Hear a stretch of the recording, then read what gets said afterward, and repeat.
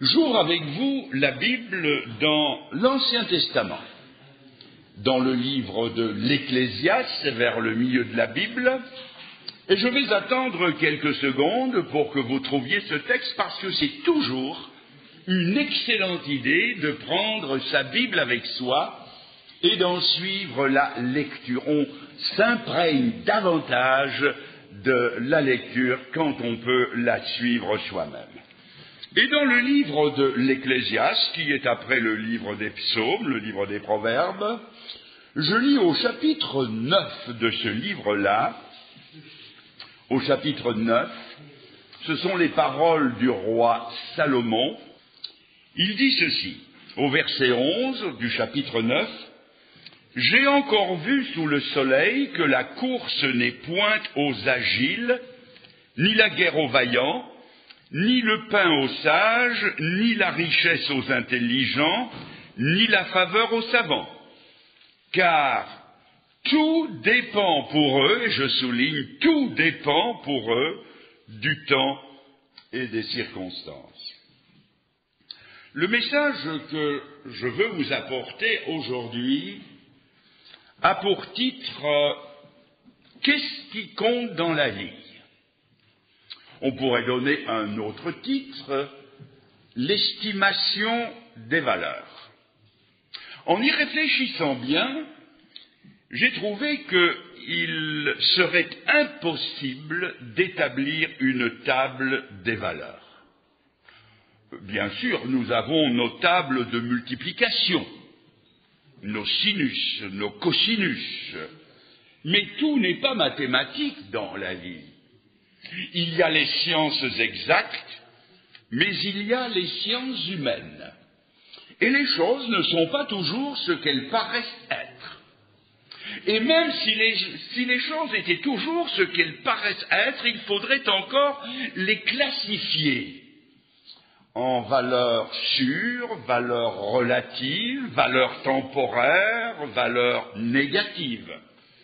Mais même alors, les données que nous aurions resteraient relatives en raison de nos goûts et de nos préférences personnelles.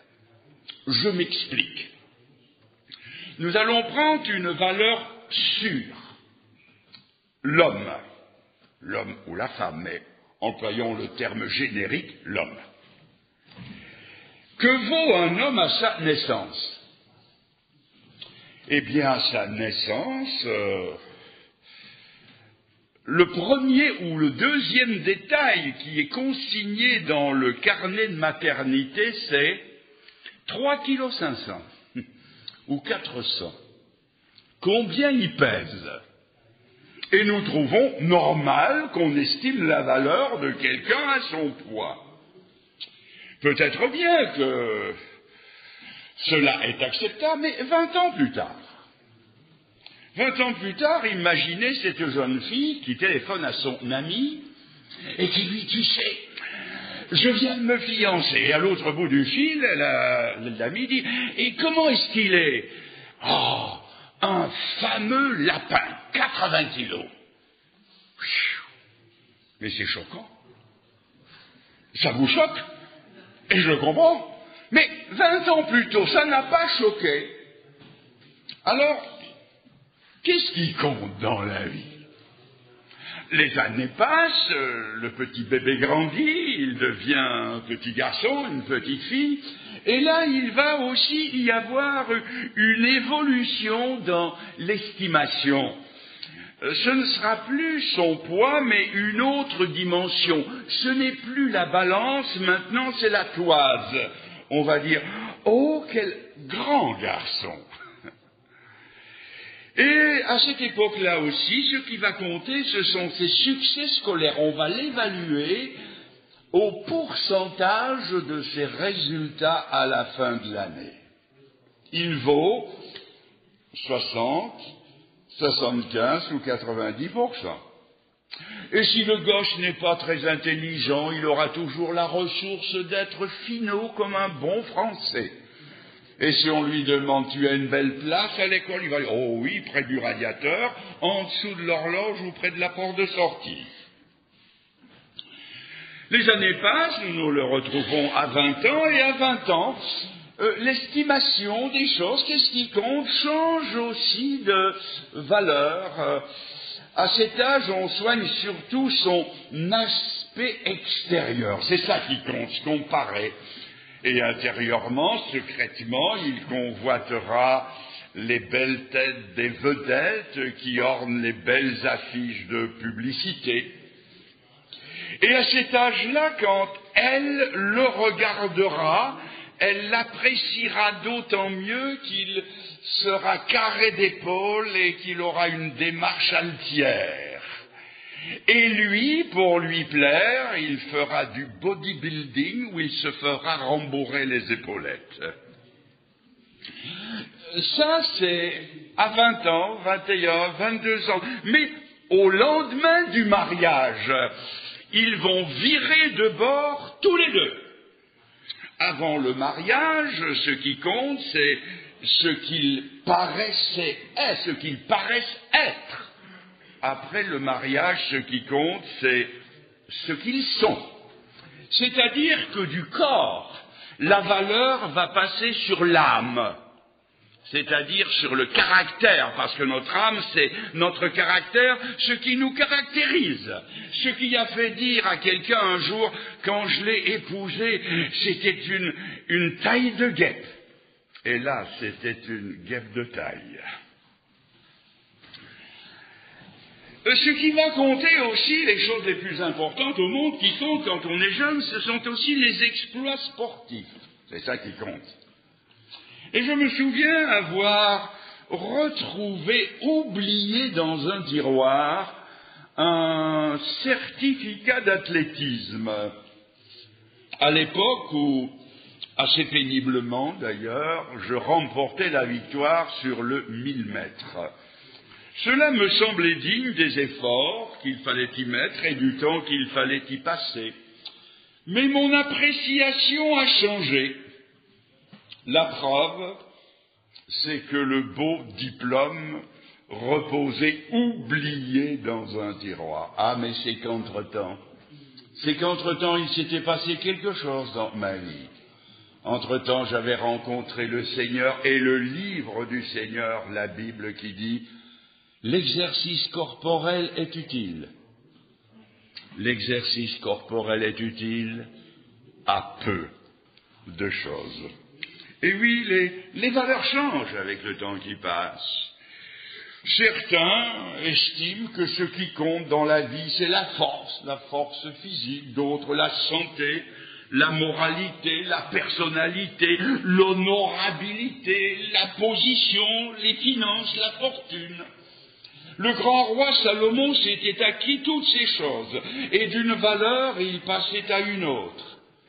De la richesse, il passait au travail, du travail au renom, à la renommée, de la renommée à la sagesse, de la sagesse à la politique, de la politique à l'amour, et de l'amour au plaisir.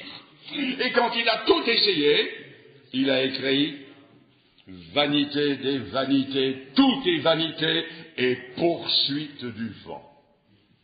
Car c'est vrai que le temps qui passe, comme nous l'avons lu, tout dépend du temps et des circonstances.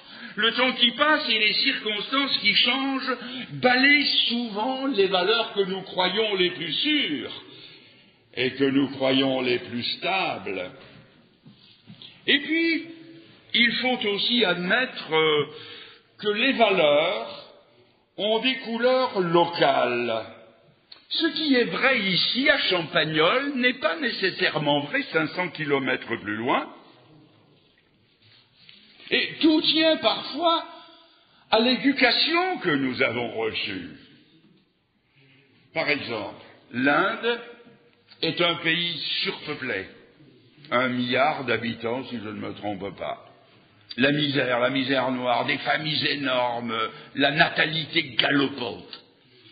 Et l'État essaie d'introduire des idées nouvelles comme le planning familial et entreprend une campagne de publicité avec des belles affiches représentant un beau couple, avec 2 enfants, des habits convenables, respirant la santé, respirant aussi l'abondance.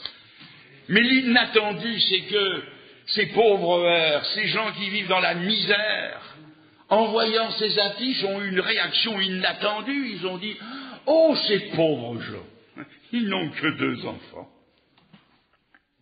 Qu'est-ce qui compte dans la vie? Qu'est-ce qui compte?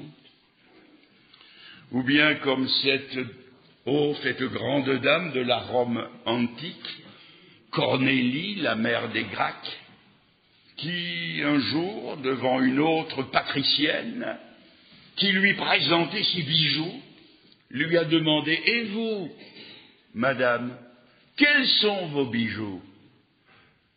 Et elle a dit « Mes 12 enfants, ce sont mes bijoux. » Je vous le demande, quelle femme aujourd'hui répondrait comme elle? Aujourd'hui, une femme vous ferait descendre dans la rue et vous dirait « Vous voyez cette voiture rutilante là? Eh bien, les 12 chevaux sous le capot, ça, ce sont mes joyaux. » Qui a raison? Qu'est-ce qui compte dans la vie? Qu'est-ce qui compte? Ou comme ce petit chef de l'Afrique centrale, il est polygame, il a plusieurs épouses, mais il en a une à laquelle il tient par-dessus tout. Elle est dans une case, elle ne fait rien, elle est très représentative, elle mange, elle s'empiffe, elle grossit, elle a d'autant plus de valeur qu'elle est grosse et qu'elle est ronde. C'est-à-dire que pour lui, le style parfait, c'est le style 0. Pour nous, c'est le style Y. Mais qui a raison? Qu'est-ce qui compte dans la vie? Moi, je ne sais plus rien à présent. Et pour revenir à nous, le temps qui passe nous renseigne souvent sur la fragilité des valeurs. Ce que nous avons tant désiré aujourd'hui peut ne plus nous intéresser demain. C'est vrai pour le petit enfant, il revient de l'école et il passe tous les jours devant la vitrine du marchand de jouets. Et là, dans la vitrine, il y a un jouet qui l'intéresse. Il le regarde, il le convoite, il y pense. Il en parle à ses parents, il en parle à tout le monde. Il ne rêve plus que de ça et tous les jours il vient, il appuie sa tête sur la vitrine et de l'intérieur on voit ce petit nez qui s'écrase et qui devient blanc. Et le soir dans ses prières il joint les mains parce qu'il pense aux jouets. Et arrive Noël ou l'anniversaire et enfin le jouet est là comme un cadeau. Il l'a tant désiré. Mais 15 jours après, on le retrouve sous le lit, dans un coin de la chambre. Ça ne l'intéresse plus. Qu'est-ce qui compte dans la vie? 15 jours plus tôt, puis 15 jours plus tard. Dans le 2e livre de Samuel, chapitre 13, si je ne me trompe pas, vous y trouvez une histoire intéressante. Un jeune homme de la famille royale qui tombe amoureux de la fille du roi. Il s'appelle Amon el Tamar, la jolie fille du roi. Il tombe amoureux fou comme un collégien. Il n'en mange plus, il maigrit, il ne pense qu'à elle, Tamar, il n'y a qu'elle. Connaissez-vous la fin de l'histoire? Quelques jours après, il est dit, il éprouva de l'aversion pour elle. Et l'aversion qu'il éprouva était plus grande que l'amour qu'il lui avait porté. Alors qu'est-ce qui compte dans la vie? 15 jours plus tôt, puis 15 jours plus tard. C'est vrai pour nous. Nous avons mis toutes nos forces dans la balance pour avoir quelque chose et il a suffi de bien peu de choses pour que tout bascule. Il suffit parfois d'un état d'âme pour tout changer. Un simple état d'âme. Regardez Judas. Il est allé avec le Seigneur pendant 3 ans. Et puis, un jour, il a convoité un champ qu'il voulait acheter. Il lui manquait 30 pièces d'argent. Et il a commis l'infamie de vendre, de trahir son maître bien-aimé pour 30 pièces d'argent. Ah, ce qu'il les a voulu, ces pièces d'argent. Et quand il les a eues, il ne les avait pas 24 heures dans ses mains, que ça s'est mis à lui brûler les doigts. Il a couru dans le temple, il a tapé les 30 pièces d'argent, il n'en voulait plus. La veille, il les voulait, la veille d'après, il ne les voulait plus. Il suffit d'un changement de circonstance pour que tout change. Notre estimation des valeurs, qu'est-ce qui compte?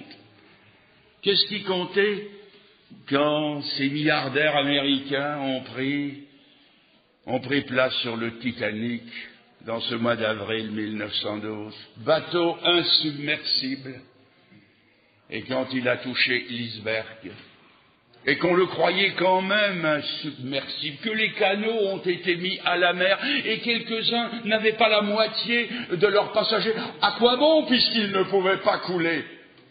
Mais quand on s'est aperçu qu'ils coulaient, on a vu des femmes riches arracher leurs joyaux et les offrir pour une place dans un canot.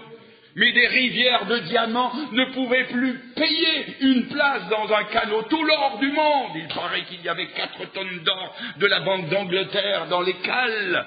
Plus rien ne pouvait payer une place dans un canot. Ah, il suffit de bien peu de choses pour que tout change. Il suffit parfois d'un déplacement géographique pour que tout change. J'ai lu cette histoire d'un Arabe égaré dans le désert. Il avait une provision d'eau, mais il n'avait plus mangé depuis 2 jours, il mourait de faim. Et il est arrivé dans un endroit où il y avait un puits, il y avait eu un campement, il restait des traces, et il a cherché partout dans l'espoir de trouver quelque chose qu'on aurait oublié. Et il a trouvé un petit sac bien serré au col, rempli de choses dures. Il l'a ouvert espérant que c'était des noix ou des dattes. Et quand il l'a ouvert, il l'a rejeté en disant « Ce ne sont que des perles. Ce ne sont que des perles. » C'est vrai que dans les grandes crises de la vie, ce que nous convoitons le plus sonne parfois comme une moquerie sinistre. Mais lorsque nous devrons comparaître devant Dieu, parce que la Bible dit il est réservé aux hommes de mourir et de comparaître devant Dieu, alors nous aurons l'estimation des choses auxquelles nous aurons accordé trop ou trop peu d'importance. La Bible nous raconte dans le livre de Daniel au chapitre 5 l'histoire du dernier roi de Babylone. Roi d'un empire. Et de ce roi, il est dit que, avec toutes ses richesses, ses armées, Dieu dit de lui, tu as été pesé et tu as été trouvé léger.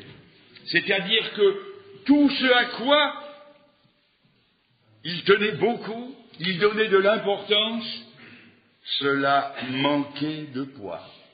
Et il y aura dans ce jour-là un renversement total. Les choses que nous avons estimées ou surestimées nous apparaîtront méprisables, et celles que nous avons méprisées nous apparaîtront estimables.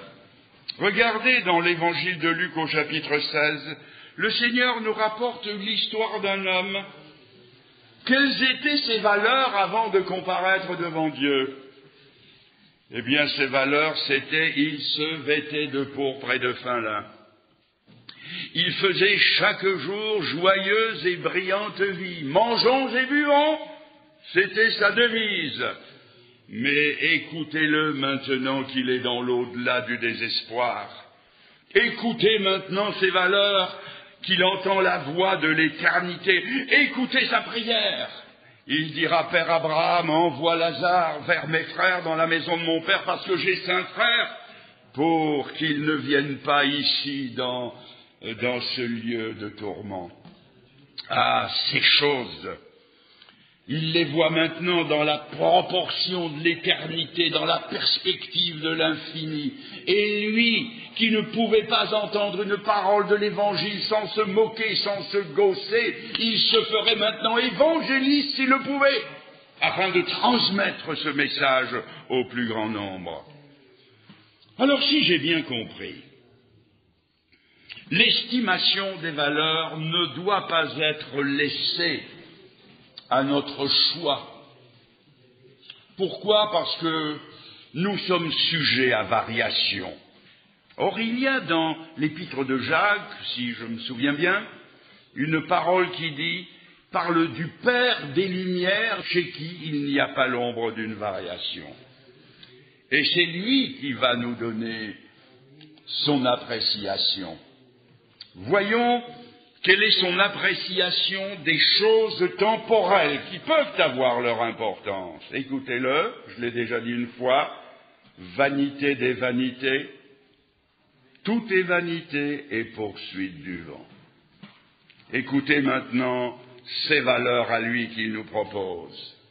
Recherchez premièrement le royaume et la justice de Dieu. Écoutez-le parler aux jeunes.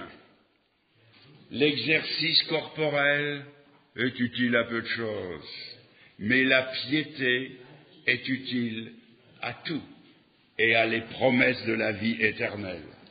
Écoutez-le dire, les choses visibles, c'est pour un temps, mais les choses invisibles sont éternelles. Écoutez, le Seigneur dit, ne vous amassez pas des trésors sur cette terre, là où la teigne et la rouille démanchent et où les voleurs percent. Souvenons-nous des bijoux de certaines grandes vedettes, dont je ne citerai pas le nom, l'abbé Goume entre autres. Des fortunes immenses. Les voleurs sont allés pénétrer et y dérober. Alors voulons-nous une valeur sûre, des valeurs que rien ne viendra ébranler, plus sûres que le roc de Gibraltar, que ni vent, ni marée, ni homme, ni avenir, ni passé, ni démon, ni maladie ne pourront jamais ébranler, valables d'un bout à l'autre de la terre, d'une extrémité à l'autre du ciel. Est-ce que nous voulons une valeur qui tient? Écoutez la réponse de Dieu. La valeur universelle, c'est Jésus-Christ. L'Épître aux Hébreux dit de lui, il est le même hier, aujourd'hui, éternellement. C'est la valeur de Dieu. Il est le même hier lorsque nous le voyons rempli de compassion, faisant du bien à tous, guérissant les malades, délivrant ceux que le diable avait asservis à sa puissance, aimant le pécheur, plein de sollicitude pour la pécheresse, intransigeant avec les hypocrites, et sauvant le monde par le don de sa vie, par son sang répandu sur la croix, ce sang dont il est écrit que le sang de Jésus-Christ nous purifie de tout péché. Il est le même hier, il est le même aujourd'hui, patient comme toujours, attendant de votre part une réponse qui tarde à venir, désirant vous sauver, comme il a sauvé Zachée, comme il a sauvé Saul de Tarse, comme il a sauvé Marie-Madeleine, désirant remplir votre vie du Saint-Esprit, afin que ce soit une vie utile et une vie pleine. Il est le même hier, il est le même aujourd'hui, il sera le même éternellement. C'est-à-dire que les décisions qu'il a prises, il les respectera.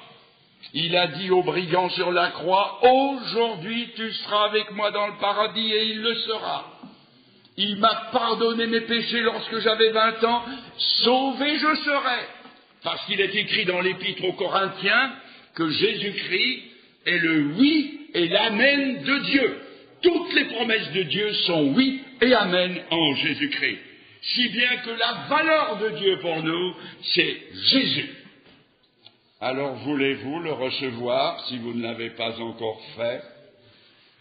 Il ne suffit pas de connaître ces choses. Je suppose que vous les connaissez tous. Le savoir, c'est une chose, mais choisir de le recevoir, c'est autre chose. Et je vais terminer en vous racontant l'histoire d'un homme qui a perdu le sens des valeurs. Il s'appelle Ésaü. Et c'est dans l'Épître aux Hébreux, au chapitre 12 et au verset 16 que je trouve ces paroles. « Veillez », est-il dit dans le verset précédent, « veillez à ce qu'il n'y ait ni débauché, ni profane. » Ce qui caractérise Ésaü, c'est la profanité. Profane comme Ésaü qui, pour un mets, vendit son droit d'aînesse. Qu'est-ce qui compte dans la vie? Vous savez que plus tard, voulant obtenir la bénédiction, il fut rejeté, quoiqu'il l'ait sollicité avec larmes, car son repentir ne put avoir aucun effet. Son repentir ne put avoir aucun effet. Laissez-moi vous raconter en quelques mots. Ésaü, nous le savons, était le frère jumeau de Jacob, mais il était l'aîné. Et en tant qu'aîné, il avait la première tranche des bénédictions matérielles et spirituelles. Il était avantagé par rapport à son frère Jacob. Les valeurs, il les avait de droit. Un jour, alors qu'il était parti à la chasse, il est revenu bredouille. Au moment où son gredin de frère Jacob cuisait un potage de lentilles, la Bible dit un roux, quelque chose de grillé aux oignons, vous savez, qui vous remplit les narines à 500 mètres de distance. Il mourait de faim, du moins le croyait-il, et il est arrivé à ce moment-là et il a demandé à son frère un peu de son potage de lentilles, de son roux, et Jacob, en bon commerçant, donnant, lui a dit « D'accord, mais tu me vends ton droit d'aînesse. » Et Ésaü a dû réfléchir. Le droit d'aînesse ou le plat de lentilles? Qu'est-ce qui compte dans la vie? Quelle est la valeur? L'estimation de valeur. Que va-t-il estimer? Le droit d'aînesse, le plat de lentilles, le droit d'aînesse, et plus il réfléchit, plus il a faim. Et il se dit, mais je vais mourir de faim, à quoi ça va me servir mon droit d'aînesse? Et il a basculé. Il a fait son choix. Qu'est-ce qui compte? Le plat de lentilles. Et il s'est dit, autant de prix. On verra bien après. Parce que c'est toujours après qu'on voit. Et on a vu que la bénédiction est allée à son frère. Il a pleuré. Il a supplié. Il a voulu la revoir. Mais la Bible dit, son repentir fut sans effet. C'est-à-dire qu'en dehors de son droit d'aînesse, de cette valeur divine, tout était sans effet. Son repentir, ses larmes n'avaient plus que la valeur du plat de lentilles qu'il avait choisi. Et mes chers amis, en dehors de Jésus-Christ, retenez ceci, nos œuvres sont appelées des œuvres mortes. En dehors de Jésus-Christ, notre justice est appelée par Ésaïe un linge souillé. Et en dehors de Jésus-Christ, l'Épître aux Corinthiens dit que notre repentance, c'est une tristesse qui conduit à la mort. En dehors de Jésus-Christ, rien ne prévaut.